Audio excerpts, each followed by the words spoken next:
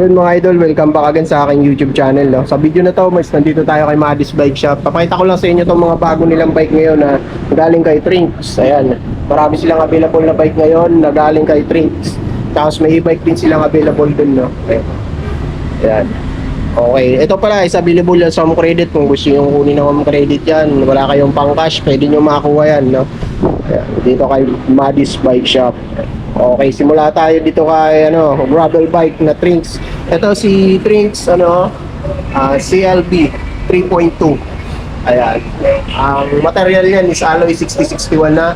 Meron silang size 50 na naka-display dito, pero may mga available na sukat yan mga idol. Inquire lang kayo sa sukat, no.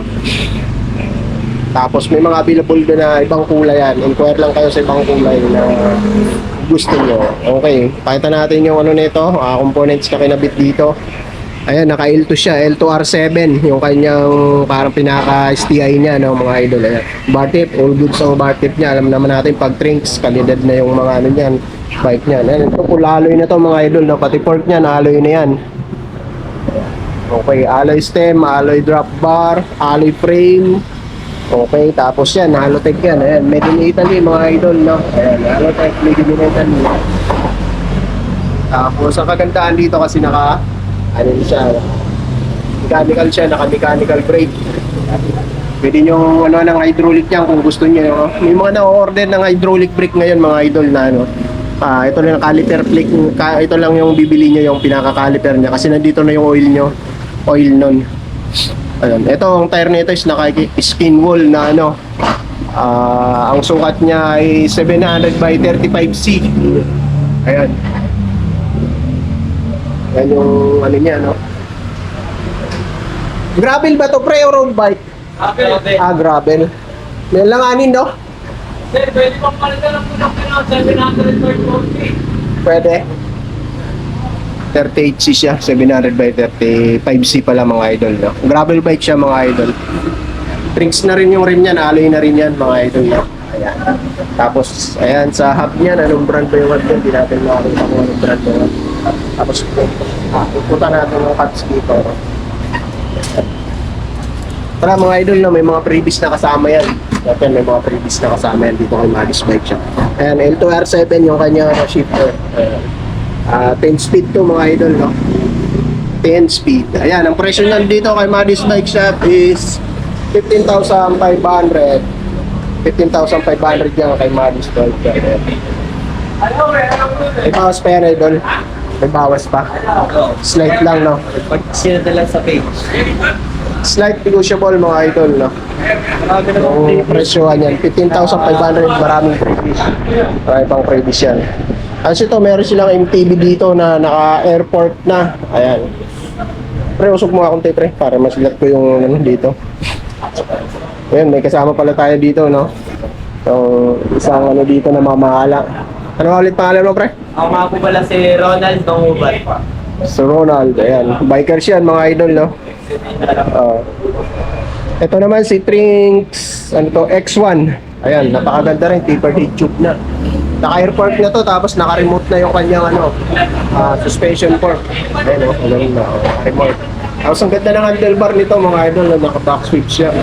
Ang yung brand niya, UUR. Ayan. Alloy na yan, mga idol. Alloy drop bar, alloy stem. Ayan, yung handle grips niya. Ang ganda ng handle grips nito. Makapit sa kalat to. Ang hydraulic nito is RSX, yung brand. Tapos Shimano Altos siya. 9 speed. Mga idol, 9 speed. Ayan. Sa tire na ginamit dito is CST Jack Rabbit. Tapos alloy na rin yung rim niya. Ang sukat ng gulong nito is size 29 to. Size 29 pa yan. Ito. By 2.10 yung kanyang tire. Ayan yung kulay niya. Ito marami pa ng mga available na kulay ito, idol, no? May mga available pang kulay yan, mga idol, no? Inquire lang kayo dito sa kulay na gusto niyo. Matte to matte blue yung nandito. Yung pinapakita ko sa inyo is matte. Ayan, alloy 6061, size 15. May mga sukat din yan, mga idol, no? Meron yung available na mga sukat. Ito naka-altos din ng FD. Ayan. Ito naka 2x crank pa siya. O strings na rin yung 3x ba ito, pre? 3x pala to, no? Pero niya, ang nipis ng niya. Liit, 22 lang ata. Ang nipis ng crank niya para sa 3x. Ayan, no? Para mo, hindi mo na makita yung isa, eh. Ito, full internal cabling na rin to. Ayan, si X1 Quest. Altus Mano, ayan. Okay, ang presyo nito is magkano nga presyo niyan? 12,700 mga idol, yun yung presyo niya. 12,700. Ayan. Maraming previous pa yan mga idol pag in-order niya dito kay Madis Bike Shop. Kasi ito, meron din silang ano dito, yung matte black na X1. X1 din to, pre, parehas to, dalawa. Pero magkaiba ng presyo. Magkaiba, no? Ba't kaya magkaiba sila? Apaka itong dalawa parehas, pre. Ito yung iba. Kasi ito magkaparehas na magkaparehas eh. So, ito dalawa magkaparehas lang to mga idol, no? Parehas yan ng ano, parehas yan ng components. Itong isa pala yung ano, iba yung model niya. Ito parehas ng dalawa na to. Ayan. Matte black tong isa na to. Sa hydraulic. So, RSX din yung brand ng hydraulic niya na naka-Altos din to. Parehas lang daw, at saka presyo, parehas lang din to mga idol. Square type, ayan, may in Italy mga idol, no?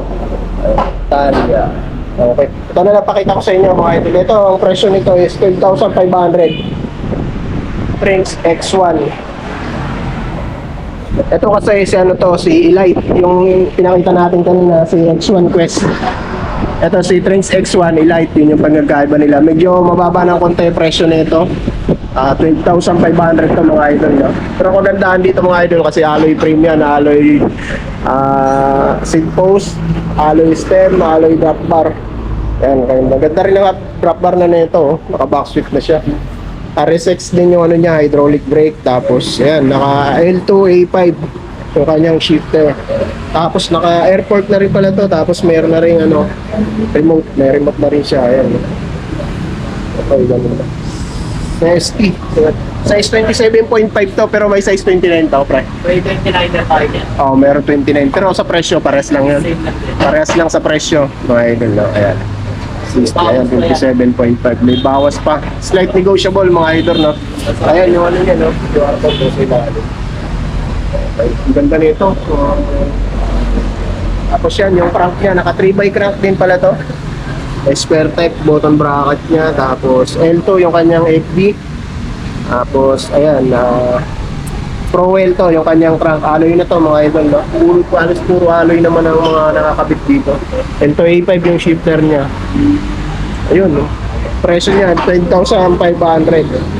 Ayan mga idol, no? 10,500. Ayan, napakamura na niya.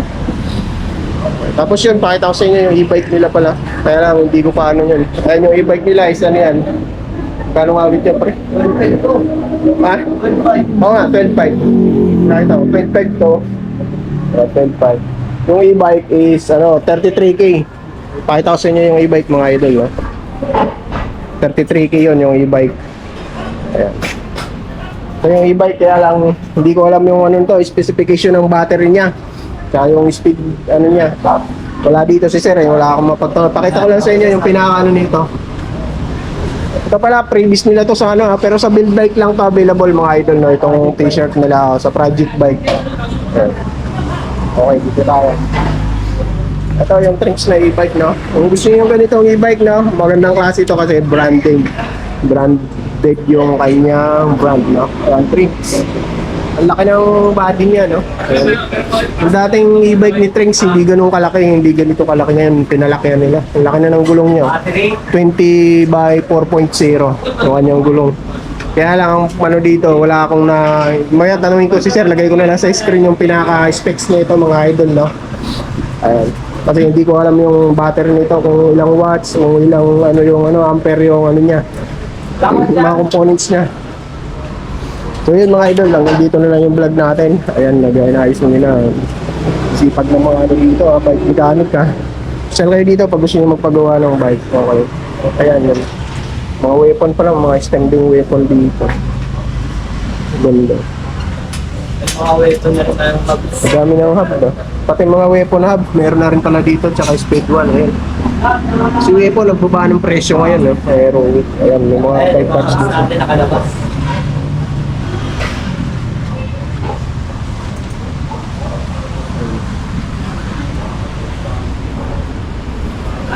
So yun mga idol, dito na lang yung video ko dito kay Maris Bike Shop. Yun lang pinakita ko mga idol, no? Pero marami pa silang available na bike dito, kaya lang kaka-vlog ko lang kasi noon. Hindi ko na sinabay dito sa mga bagong dating nila. Okay.